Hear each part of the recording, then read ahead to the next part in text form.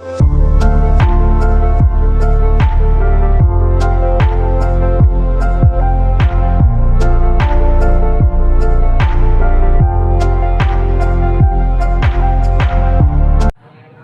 छात्रगण, Saraswati group of education में मैं परिभाग्यश्री आप सभी का हार्दिक स्वागत करती हूँ।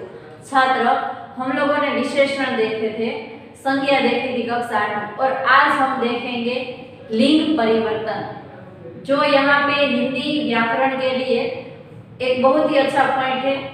लिंग परिवर्तन, लिंग परिवर्तन के बारे में आप लोग को पता है, आप लोग गुजराती में पढ़ चुके हैं, जिसमें 3 लिंग आते हैं, स्त्रीलिंग, पुल्लिंग और नपुंसकलिंग। लेकिन हिंदी में केवल 2 ही लिंग आते हैं, पुल्लिंग और स्त्रीलिंग। तो जिसके बारे में आज हमें अभ्यास करना है। यहाँ पे देखते हैं लिंग परिवर्तन, यहाँ पे लिखा है मैंने, दुनिया के सारे प्राणियों को इन 2 वर्गों में बांटा जा सकता है। दुनिया के सारे प्राणियों, इसमें 2 ही वर्ग है, पुरुष वर्ग और स्त्री वर्ग।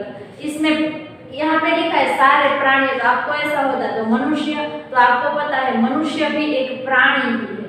तो इस तरह यहाँ पे मैंने उदाहरण के तौर पे लिखा है, 2 अलग अलग उदाहरण दिए गए हैं। इसमें स्त्री वर्ग और पुरुष वर्ग को अलग लिखा है। यहाँ पे मैंने लिखा है नर, तो नर शब्द है वे पुल्लिंग है, और इसका स्त्रीलिंग क्या होता है, नारी।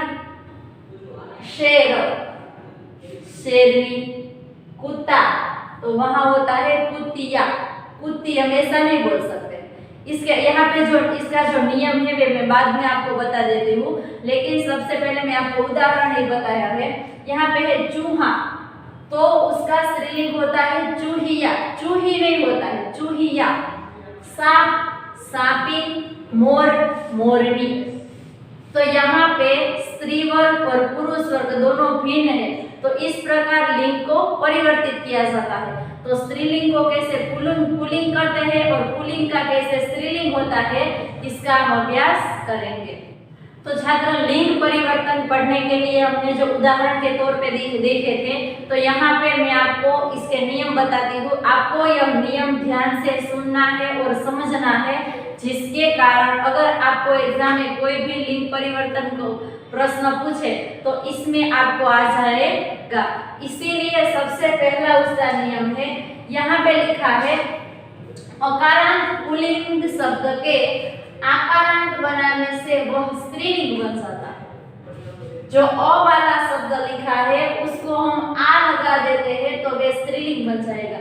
तो वे किस तरह, यहाँ पे मैंने लिखे हैं 4 शब्द, बाल, पतित, शिष्य और विवाहित। तो यहाँ पे मैं उसको आ लगा देती हूँ, तो ऐसे बाल है तो वहां पे मैं लिखूं बाला, तो ये क्या हो गया, स्त्रीलिंग। इसके बाद पतित, तो यहाँ पे होता है पतिता, पतित का क्या होता है, पतिता। तीसरा है शिष्य, वे पुल्लिंग शब्द है, इसका क्या हो जाएगा, शिष्या। चौथा है विवाहित, तो वहां पे विवाहिता। आपको समझ में आ गया होगा। यहाँ पे अकारांत पुल्लिंग शब्द है, इसको हम आ लगाते हैं तो वे सारे क्या बन जाएंगे, स्त्रीलिंग। तो ये हमारा पहला नियम है कि यदि कोई अकारांत पुल्लिंग शब्द है, इसके पीछे हम आ लगाएंगे तो वे स्त्रीलिंग बन जाता है। दूसरा नियम हमारा है, अकारांत पुल्लिंग शब्द को इकारांत में बदलने के लिए ई लगाएंगे। अगर हम दीर्घई, ये दीर्घई है, ऐसा होता तो ये ह्रस्व होता, लेकिन ये दीर्घई है।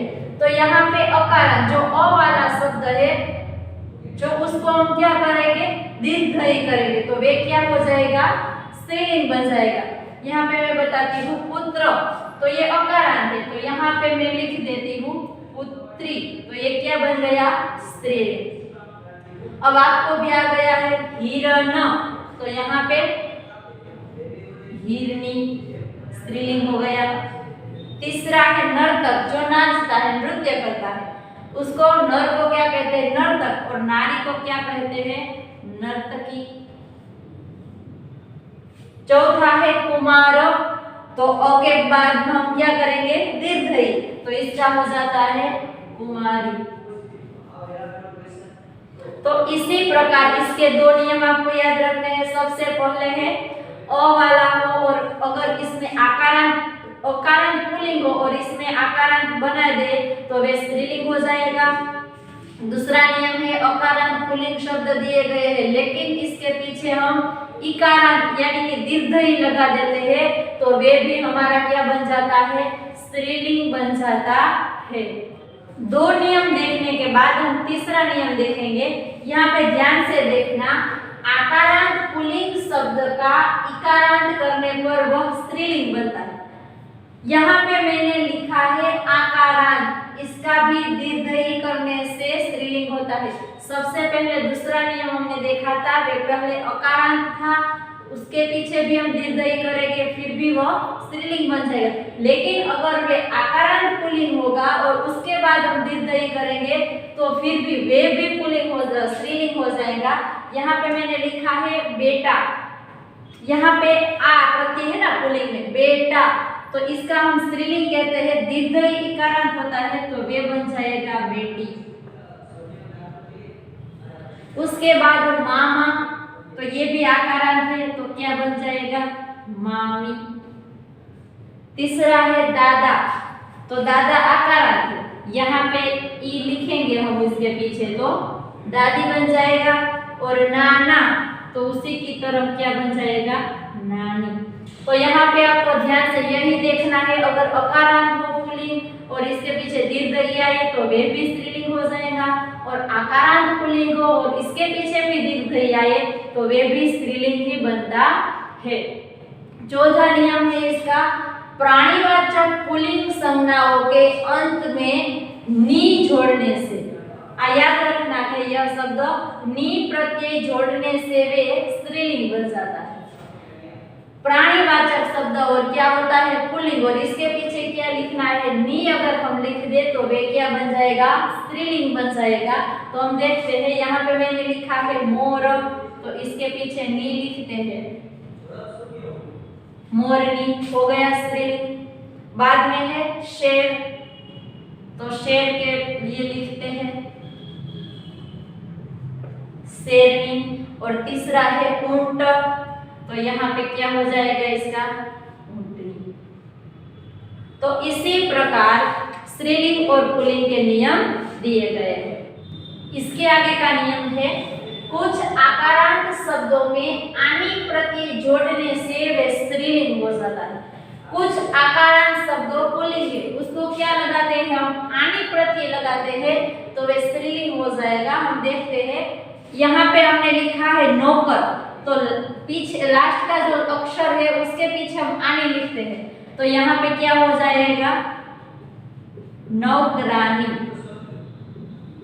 समझ में आया।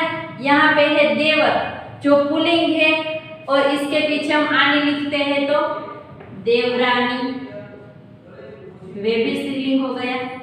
शेठ, शेठानी। उसके बाद जेठ, तो वहां पे क्या हो जाएगा, जेठानी। तो उसी प्रकार कुछ आकारांत शब्दों के पीछे आनी प्रत्यय लगाने से वे स्त्रीलिंग हो जाता है। उसके बाद का जो नियम है, कुछ अकारांत पुल्लिंग शब्दों को ईका प्रत्यय लगाते हैं, यह ह्रस्व ई है, ईका प्रत्यय लगाने से वे स्त्रीलिंग बनता है। यहाँ पे मैंने लिखा है शिक्षक, तो ईका प्रत्यय कैसे लिखते हैं, इसी प्रकार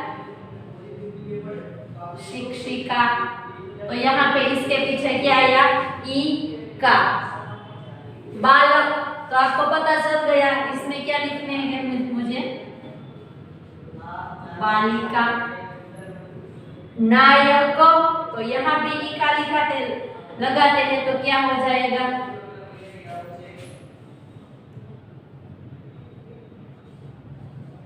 नायिका। और लेखक, तो क्या होता है, लेखिका। तो उसी प्रकार यहाँ में भी ऐसा है, अकारांत पुल्लिंग शब्दों के पीछे इका प्रत्यय लगाने से वे सारा क्या बन जाएगा, स्त्रीलिंग। और यहाँ पे आकारांत शब्द है तो इसके पीछे आनी प्रत्यय लगाने से भी वे स्त्रीलिंग शब्द बनता है। 7वां नियम हम देखते हैं, कुछ इकारांत पुल्लिंग शब्दों में इनी प्रत्यय लगने पर वे स्त्रीलिंग हो जाता है। कुछ ऐसे पुल्लिंग शब्द है जिसके बाद में इनी शब्द लगाते हैं, हम प्रत्यय लगाते हैं, तो वे क्या बन जाएगा, स्त्रीलिंग बन जाएगा। यहाँ पे मैंने लिखा है पापी, तो हम इसका क्या करेंगे, पापीन। इनी ये ह्रस्वई है। उसके बाद सहपाठी, सहपाठीन, तो ये स्त्रीलिंग बन जाएगा।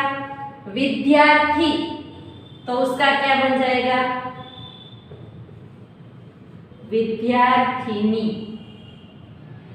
तो वे भी स्त्रीलिंग हो गया। और ब्रह्मचारी, तो इनी और ईणी अथवा दोनों भी चलेगा, तो यहाँ पे इसका हो जाएगा ब्रह्मचारिणी। इसके बाद का जो नियम है, मान या वान, प्रत्ययों को मति या वति कर देने से क्या कर देना है, मति या वति। यहाँ पे लिखा है मान या वान, किसी शब्द के पीछे मान लिखा हो या वान लिखा हो तो इसका हम क्या करेंगे, वति या मति कर देते हैं, तो वे पुल्लिंग शब्द है, वे भी स्त्रीलिंग बन जाता है। इस प्रकार मैं बताती हूँ। यहाँ पे मैंने लिखा है श्रीमान, तो इसका हम मान है तो मति भी कर सकते हैं, वति तो श्रीमान, तो श्रीमती, ऐसा तो नहीं होता, क्या होता है, श्रीमती। हो गया ये स्त्रीलिंग। इसके बाद है भाग्यवान, मान या वान, तो भाग्यवती।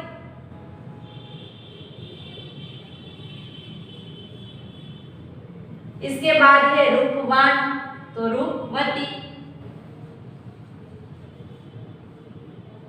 लास्ट में है गुणवान, तो इसी प्रकार रूपवान का रूपवती होता है, उसी प्रकार गुणवान का गुणवती हो जाएगा।